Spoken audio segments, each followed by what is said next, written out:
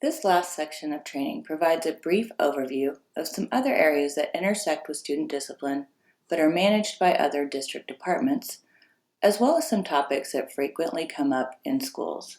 These include Title IX, habitually disruptive, student safety, student behavior support, and FERPA. This section will also provide some reminders about the classroom behavior documentation and behavior referral function within Infinite Campus, as well as a comprehensive list of resources to support all discipline work. Let's begin with Title IX and student discipline. One of the first questions to ask when addressing student conduct that may have Title IX implications is whether the behavior may be sex-based or discriminatory in nature, whether the intent of the conduct was for sexual gratification or for harassment. Intent does matter, so was the behavior intended to harass? Is there a nexus to the school, or does the school have reasonable oversight and control over the environment? And is the behavior severe, pervasive, and objectively offensive? Schools cannot and should not manage student behavior 24/7, so if there's no nexus to the school, or we could not reasonably control an environment, for example on social media or at a party over the weekend, DEFCO may not have jurisdiction over the incident. However, if a school is going to discipline for something related to that incident, they would also need to address the Title IX aspect. And even if the behavior doesn't meet the threshold for a Title IX investigation, the related codes in the discipline matrix may still apply and should be used if appropriate. These can be complex and difficult situations, so if you're ever unsure, always consult your Title IX coordinator. There is a Title IX desktop screener that can help make this determination, but please reach out to Emily Sloan in Legal Services, and she can help navigate these nuanced and often high-stakes situations. The next topic comes up fairly often, not surprisingly more so toward the end of the school year. This is habitually disruptive. Colorado law defines habitually disruptive student as one who causes a material and substantial disruption 3 or more times in a school year. This includes behavior in classrooms, on school grounds, on school transportation, or at school events, and this may result in a recommendation for expulsion. And, as it pertains to this policy, material and substantial disruptions are defined in statute as willful, overt, and serious enough to interfere with the operation of the school or the educational opportunities of others.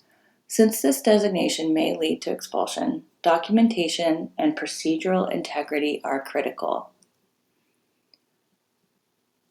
For every incident that's determined to have met that threshold of material and substantial disruption, families must be informed verbally and in writing that that incident will count towards the designation of habitually disruptive, and there must be clear documentation in Infinite Campus. A behavior plan or contract with goals, objectives, incentives, consequences must be developed and implemented and progress monitored after the second incident, though you do not need to wait until the second incident to develop this plan. And documentation is key.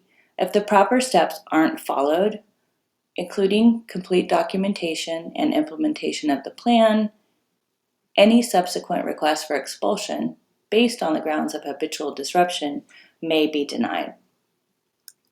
This does not apply to singular serious incidents that are in and of themselves grounds for expulsion.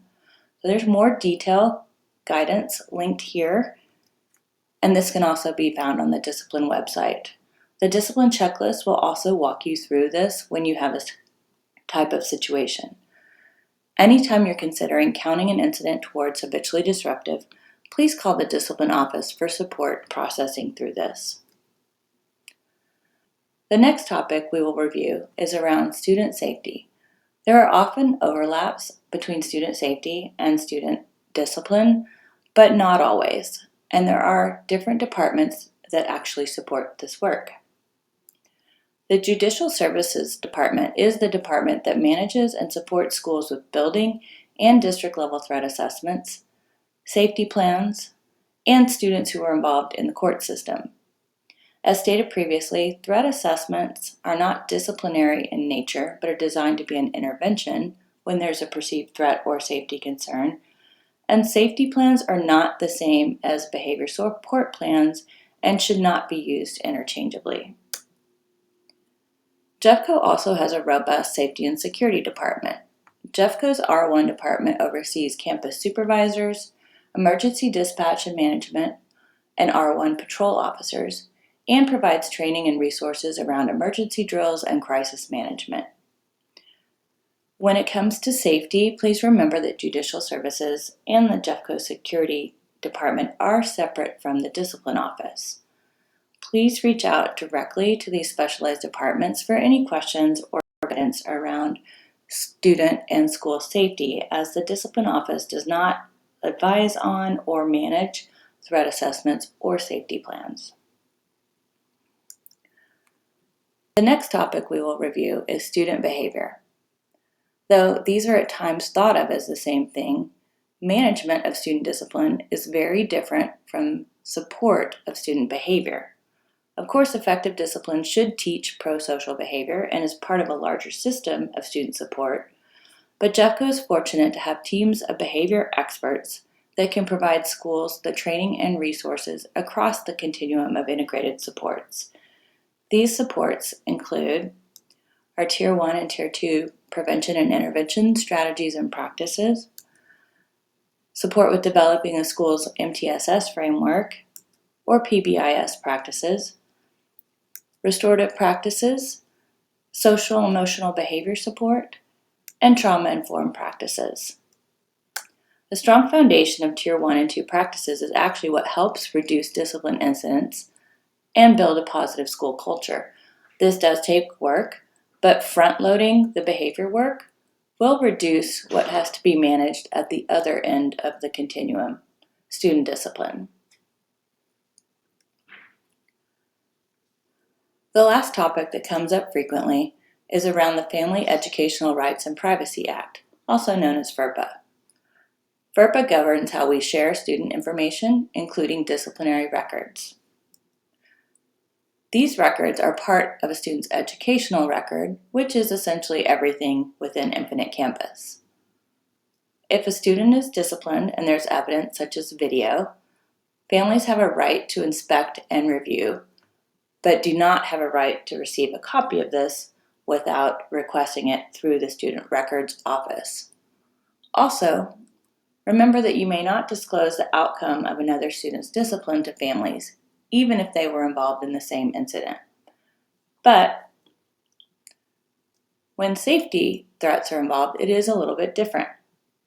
Understanding that threat assessments and safety plans are not disciplinary responses is key. And schools do have a duty to take reasonable steps to prevent foreseeable violence if there is a credible threat. So schools may share supportive measures or other steps being taken to ensure student safety, but may not disclose anything about disciplinary measures. These can be very nuanced situations, so please reach out for support if you're faced with such a circumstance. The last slide of this training includes some very brief reminders about the classroom managed behavior documentation, since there is a separate training that goes into more detail around all aspects of required documentation within Infinite Campus. The Classroom Behavior tab is required for all schools to be using to document classroom level behaviors. If schools are using Swiss or another Google form or other platform, that needs to be secondary to Infinite Campus, and all lower level behaviors should be documented in the Classroom Behavior tab. This data now flows into the district data dashboard for ease of access for your PBST, MTSS, or other shared leadership teams within your buildings. And teachers should be entering in the low-level behaviors and responses, so the classroom interventions will be visible to administrators who are managing more serious incidents, and this can support decision-making and help identify patterns before they escalate. The behavior referral function is also recommended, not required, but it does streamline communication and documentation for incidents that do need to be addressed by administration. These are some short videos which are also included on the discipline website and in other trainings. And as always, please stress professional expectations and FERPA guidelines for any documentation to avoid any unnecessary issues or potential litigation. And finally, know that you have access to a wide range of resources through the Discipline Office, and all of these resources can be found on the Discipline website. Just some of these are the Discipline Matrix, the new Discipline Help Bot, which is a 24/7, 365-day-year resource for the simpler technical questions. The Prevention and Intervention Manual Reference Guide is a district guide that outlines some of the general Tier 1, Tier 2 behavior prevention and intervention supports, as well as guidance around disciplinary responses. The discipline checklist and all letter templates are also on the website, as well as guidance for expulsion, deferred expulsion, and all training models that are in Vector will also be on the district website. When in doubt, please reach out. The Discipline Office is here to support you with anything that you may need, and it's literally just a phone call, email, or text away.